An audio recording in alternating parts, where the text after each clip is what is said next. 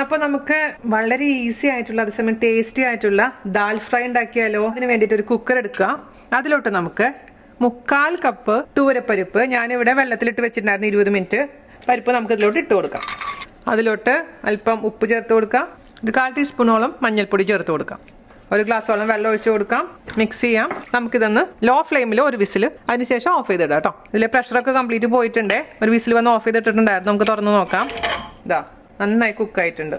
ഇനി നമുക്ക് പരിപ്പ് കറി റെഡിയാക്കാൻ തുടങ്ങാം. ഒരു കടായി അടുപ്പത്ത് വെക്കുക. അതിലോട്ട് നമുക്ക് ഒന്നില്ലെങ്കിൽ ഓയിൽ ഒഴിച്ചെടുക്കാം, അതല്ലെങ്കിൽ ഓയിലും കുറച്ച് ഗീ വേണമെങ്കിൽ ചേർത്ത് കൊടുക്കാം. ഗീ താല്പര്യമുള്ളവർക്ക് കേട്ടോ, അതായത് നെയ്യ്. കാലം നമുക്ക് കുറച്ച് ഓയിൽ ഒഴിച്ചു കൊടുക്കാം. ഒന്ന് ചൂടാവട്ടെ. നമ്മുടെ ഓയിൽ ചൂടായിട്ടുണ്ടാകും. അതിലോട്ട് നമുക്ക് ഒരു 1/4 ടീസ്പൂണോളം ചെറിയ ജീരകം, അതായത് ക്യൂമിൻ സീഡ്സ് ഇട്ട് കൊടുക്കാം. അതേപോലെ തന്നെ 2 വറ്റൽമുളക് മുറിച്ചതിട്ട് കൊടുക്കാം. അതൊന്ന് പൊട്ടി വരുന്ന സമയത്ത് ഇതിലോട്ട് കുറച്ച് കറിവേപ്പില ഓപ്ഷനിലാണ് കേട്ടോ. നോർമലി നോർത്ത് ഇന്ത്യൻ ഡിഷസിൽ കറിവേപ്പില ഇടാറില്ല, എന്നാലും ഇതിടുമ്പോൾ ഒരു നല്ല ഫ്ലേവറാണ്. ഇനി ഇതിലോട്ട് നമുക്ക് ചേർത്ത് കൊടുക്കേണ്ടത് ഒരു ചെറിയ ഒണിയൻ, 1 ടീസ്പൂൺ ഇഞ്ചി കൊത്തിയരിഞ്ഞത്, 1 ടീസ്പൂൺ വെളുത്തുള്ളി കൊത്തിയരിഞ്ഞത്, ഒരു 4 പച്ചമുളക്. ഇത്രയും കൂടെ ചേർത്തതിന് ശേഷം നന്നായി ഒന്ന് വഴറ്റിയെടുക്കാം. ബ്രൗൺ കളർ ആവാൻ നിൽക്കേണ്ട ആവശ്യമൊന്നുമില്ല. ചെറിയൊരു കളർ മാറുന്ന സമയത്ത് നമുക്ക് പൊടികൾ ചേർത്ത് കൊടുക്കാം കേട്ടോ. കുറച്ച് കസൂരിമേത്തി ചേർത്ത് കൊടുക്കാം.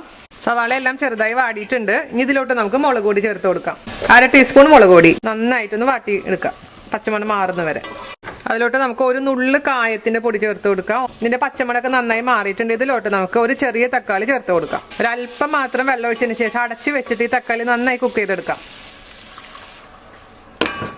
ഞാനിവിടെ തുറന്നു കേട്ടോ, മൂടി തുറന്നു. നന്നായിട്ട് ഇത് മാഷ് ചെയ്ത് കൊടുക്കാം തക്കാളി. ഇനി അതിനുശേഷം നമ്മൾ കുക്ക് ചെയ്ത് വെച്ചിരിക്കുന്ന പരിപ്പ് ഇതിലേക്ക് ഒഴിച്ചു കൊടുക്കാം. കുറച്ചും കൂടെ വെള്ളം എക്സ്ട്രാ ചേർത്ത് കൊടുക്കേണ്ടതായിട്ട് വരും. കാരണം ഇത് പരിപ്പ് എന്ന് പറഞ്ഞ സംഭവം ഇരിക്കുമ്പോൾ നന്നായിട്ട് തിക്കായിട്ട് മാറും. അപ്പോൾ ആദ്യമേ തന്നെ ഒരുപാട് തിക്കായി കഴിഞ്ഞാൽ പിന്നെ ഇരിക്കുമ്പോൾ കട്ട പിടിച്ച് പോകും. അതുകൊണ്ട് നിങ്ങൾ കുറച്ച് ലൂസാക്കിയിട്ട് വേണം ഓഫ് ചെയ്ത് വെക്കാം കേട്ടോ. ഇപ്പം നോക്കുമ്പോൾ ഭയങ്കര ലൂസായിരിക്കും, പക്ഷെ കുറച്ച് കഴിയുമ്പോൾ തണുക്കുമ്പോൾ കറക്റ്റ് കൺസിസ്റ്റൻസി വന്നോളും. അപ്പോൾ ഒന്ന് നന്നായി ഒന്ന് തിളക്കട്ടെ. ഇനി രുചി നോക്കണം. ഉപ്പൊക്കെ നോക്കിയതിന് ശേഷം തിളപ്പിച്ചതിന് ശേഷം ഓഫ് ചെയ്തിടാം. ഉപ്പ് കുറച്ച് കുറവാണ്, അല്പം ഉപ്പ് ചേർത്ത് കൊടുക്കും. അപ്പോൾ നിങ്ങൾക്ക് അധികം എരിവ് വേണ്ടാന്നുണ്ടെങ്കിൽ 1/4 ടീസ്പൂൺ മുളക് കൂടി ചേർത്താൽ മതി. പക്ഷേ നമുക്കൊരു പഞ്ച് കിട്ടണമെന്നുണ്ടെങ്കിൽ എരിവ് വേണം. അപ്പോൾ നമ്മുടെ ദാല് നന്നായി തിളയ്ക്കുന്നുണ്ട്. ഇനി ഇതിലോട്ട് നമുക്ക് അവസാനമായിട്ട് ചേർത്ത് കൊടുക്കേണ്ടത് എന്താ, മല്ലിയുടെ ഇല നൈസാക്കി അരിഞ്ഞത്. ക്യൂമിൻ്റെ ഒക്കെ ഫ്ലേവർ കുറവാണെങ്കിൽ ക്യൂമിൻ പൗഡർ കുറച്ച് വേണമെങ്കിൽ ഇട്ട് കൊടുക്കാം കേട്ടോ. ഒരു നുള്ളു ഷുഗർ, ഇഞ്ചി നീളത്തിൽ അരിഞ്ഞത് ഓപ്ഷനിലാണ്. മിക്സ് ചെയ്യാം, ഓഫ് ചെയ്യാം.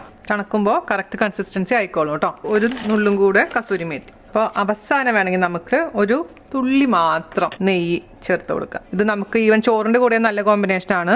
ഈ ദാൽ ഫ്രൈയും അച്ചാറും തൈരും പപ്പടം ഉണ്ടെങ്കിൽ സൂപ്പർ ആയിരിക്കും. വേറെ ഒന്നും വേണ്ട. ചപ്പാത്തി, പൊറോട്ട, പൂരി എല്ലാത്തിനും കൂടെ നന്നായി പോകുന്ന ഒരു റെസിപ്പിയാണ്. അപ്പോൾ എല്ലാവരും തയ്യാറാക്കി നോക്കുക. അപ്പോൾ അടുത്ത അടിപൊളിയായിട്ടുള്ള വീഡിയോ ആയിട്ട് വരുന്നവരെ നന്ദി, നമസ്കാരം.